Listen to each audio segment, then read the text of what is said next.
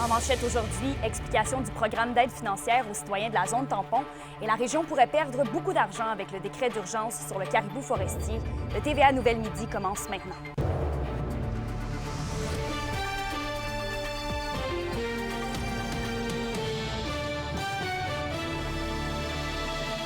Bon midi, très heureuse de vous retrouver. On commence le bulletin dans le dossier de la zone tampon à Rouyn-Noranda, puisque samedi, le ministère des Affaires municipales et de l'Habitation a rencontré les propriétaires et les locataires de cette même zone. Et Alexis, ils connaissent maintenant plus en détail le programme d'aide financière qui leur est proposé. Oui, absolument. Rencontre samedi matin pour les locataires et samedi après-midi pour les propriétaires. D'abord, du côté des locataires, on parle ici d'un programme à 3 volets comprenant une compensation de départ, une aide à la relocalisation ainsi qu'une aide au paiement de loyer. Comme vous voyez le tableau, là, par exemple, pour un locataire qui possède actuellement une chambre, une chambre avec une pièce, on parle ici de 2 605 $ de compensation. Pour 2 pièces, 3 170 $ de compensation, et etc. Donc ça, c'est le programme qui a été présenté aux locataires. Ils ont également d'autres sommes d'argent qui vont leur être octroyées pour différents autres éléments. Ça, c'est pour les locataires parce que pour les propriétaires, c'est différent. On parle de 4 volets comprenant notamment la valeur de la propriété, l'hypothèque, ainsi que les suppléments de revenus garantis. Pour mieux l'expliquer, je vous laisse écouter la sous-ministre adjointe au ministère des Affaires municipales et de l'Habitation.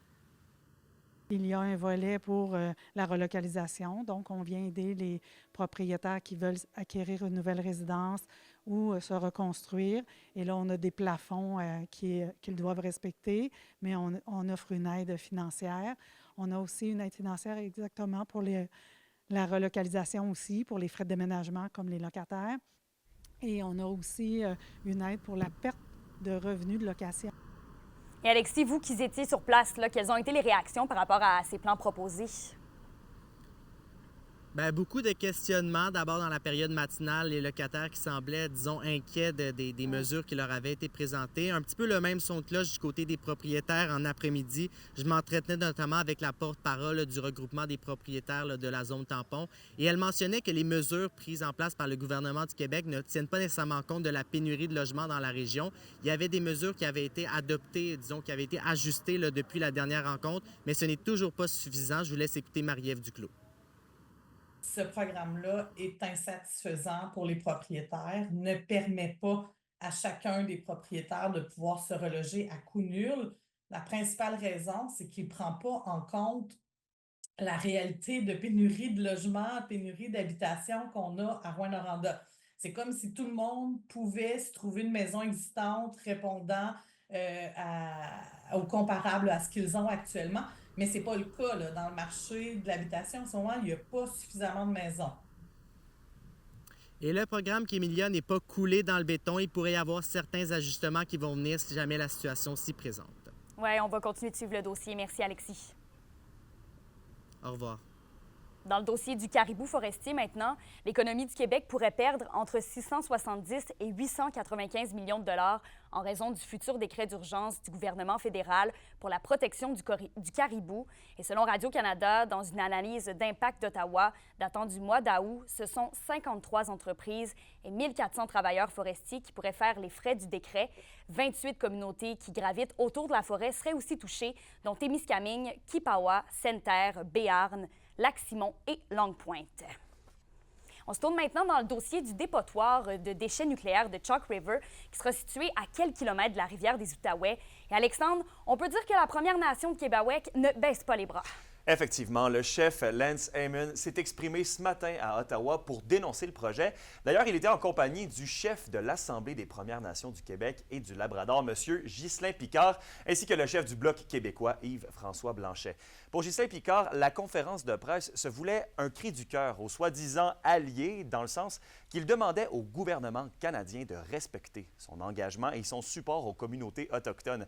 Il remet ainsi carrément en question la relation entre le premier ministre du Canada et les communautés autochtones. Le chef du Bloc québécois, M. Blanchet, a d'ailleurs pour sa part qualifié le dossier de Chalk River de vieux, interminable et surtout inacceptable, tout en écorchant au passage le gouvernement Legault, en soulignant son invisibilité dans le dossier. On peut l'écouter.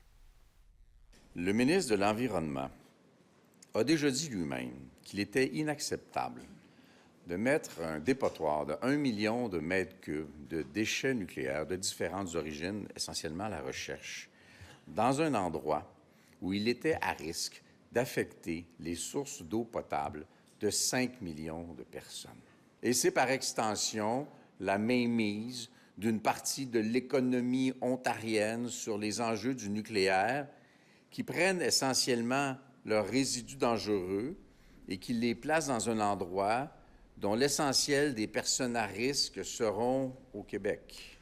Donc, voilà un énième cri du cœur du Témiscamingue. D'ailleurs, Sébastien Lemire et le chef de la Première Nation de Québec sont vraiment en première ligne de ce dossier, et ce depuis le début. M. Aymon rappelle à tous ceux qui dépendent de la rivière des Outaouais de se lever afin de protéger leur futur, selon lui, mis à risque. Il dénonce une entrave, d'ailleurs, à la souveraineté du territoire de Québec et une tentative de dialogue tout simplement superficielle de la part de la Commission canadienne de la sûreté nucléaire. Et pour ma part, je vous reviens ce soir au bulletin de 18h avec plus de détails sur cette affaire. Parfait. Merci, Alexandre. Au revoir. En santé maintenant, il manque entre 50 et 75 médecins de famille et omnipraticiens en Abitibi-Témiscamingue, selon le dernier rassemblement régional de l'Association des médecins omnipraticiens du nord-ouest du Québec. Les zones les plus touchées sont La Sarre, Ville-Marie et Rouyn-Noranda. Et en réponse à la pénurie, la Fédération des médecins omnipraticiens du Québec souhaite des programmes de formation de médecins dans les universités des régions éloignées. Mais le docteur Verville estime que les universités peuvent déjà en faire plus, avec notamment en ce qui a trait aux places de stage disponibles dans la région. On estime au moins entre 50 et 75 médecins qui manquent en Abitibi-Témiscamingue pour être capable d'éliminer la nécessité d'avoir recours aux mécanismes de dépannage, donc les médecins comme l'équivalent de l'équipe volante pour les infirmières ou pour les médecins. Et les places de stage ne sont pas toujours comblées par les universités avec qui on est affilié. Donc, je pense qu'il y a déjà un effort à faire au niveau aussi des universités actuelles pour s'assurer d'utiliser à pleine capacité les places qui sont disponibles en région pour former davantage de médecins en région parce qu'on sait que ces médecins-là ont plus tendance à rester par la suite.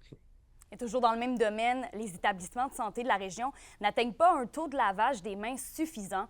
Selon des données obtenues par la presse, le CIS de l'Abitibi-Témiscamingue a une fréquence de lavage de ses employés de 50 %, alors qu'il faudrait qu'il se situe à 60 % pour avoir un impact sur la transmission de virus et de bactéries.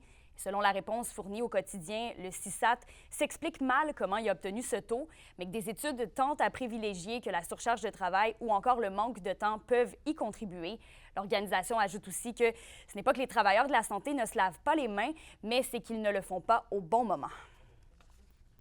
La question du jour TVA, une présentation de Mobilier Bélan qui vous offre depuis plus de 50 ans un service de qualité et un grand choix de matelas, mobilier, électro au prix compétitif que vous recherchez. À la question du jour, on vous demande, avez-vous conservé les bonnes pratiques d'hygiène depuis la fin de la pandémie? Pour voter et commenter, rendez-vous au tva.abitibi.ca.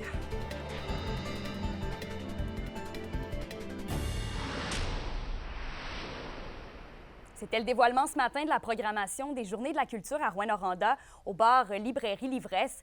Le slogan de cette année est « La culture en 3D » pour découvrir, vous divertir et déclencher votre passion pour la culture.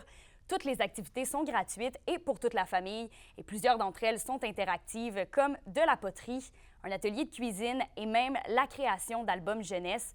En tout, c'est 27 activités qui vont avoir lieu du 27 au 29 septembre. Et pour ne rien manquer, vous pouvez visiter les Journées de la culture sur Facebook. Les Huskies de Rouyn-Noranda ont tenu vendredi dernier leur tournoi de golf 2024. Même si la pluie est venue jouer les troubles fêtes en annulant certains départs, plusieurs personnes étaient présentes lors du souper organisé par l'équipe. Le père de l'entraîneur des Huskies, Bob Hartley, a d'ailleurs présenté une conférence sur les grandes lignes de sa carrière d'entraîneur-chef. Et on rappelle que l'objectif de la journée était d'amasser des fonds pour les études des joueurs. Plusieurs milliers de dollars ont été amassés lors de cette journée. On voit le soutien et l'appui de la communauté. On était extrêmement choyés de tous les gens qui ont participé à cette journée-là, même malgré la pluie. C'est vraiment, c'est pour le fonds d'études des joueurs. Les gens ont notre équipe à cœur dans cette ville-là. On sent l'appui de la ville. Puis je pense que c'est ça qu'il faut retenir de cette journée-là. De voir 300 personnes ici, plus de 300 personnes ici ce soir qui soutiennent notre équipe, qui soutiennent le fonds d'études des Huskies. Je pense que ça démontre l'engagement de la communauté envers notre équipe. Puis c'est très important pour nous. Et d'ailleurs, les Foreurs de Val-d'Or ont vaincu les Huskies de Rouyn-Noranda 4-3 dimanche après-midi lors d'un match préparatoire disputé au complexe sportif Desjardins d'Amos. Plus de 1000 personnes ont assisté à la rencontre. Et dans la défaite, la recrue des Huskies, Lars Steiner, a récolté 1 but et 1 passe.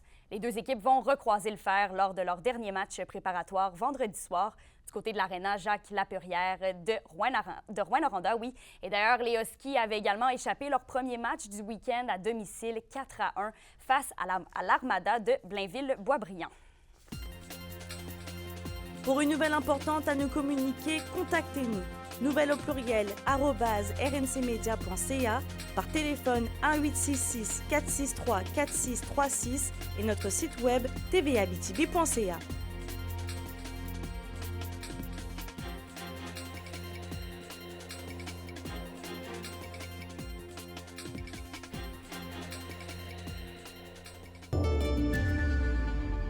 À la météo, il nous reste encore quelques jours pour profiter de la fin de l'été. En Abitibi, aujourd'hui, ce sera généralement ensoleillé avec un maximum de 15 degrés. Et au Témiscamingue, il y aura une alternance de soleil et de nuages, maximum de 16 degrés. Et pour ce soir et cette nuit, tant au nord qu'au sud de la région, on prévoit quelques nuages, minimum de 0 avec gel. Et en terminant, 3 collectes de sang sont prévues en Abitibi cette semaine, à commencer par aujourd'hui à l'Hôtel Forestel de Val-d'Or. Et d'autres collectes vont aussi se dérouler à Amos et à Rouyn-Noranda. Pour planifier votre don, vous pouvez consulter le site web de Emma Québec. Sur ce, je vous souhaite de passer une belle journée et nous, on se retrouve au TVA à 18h.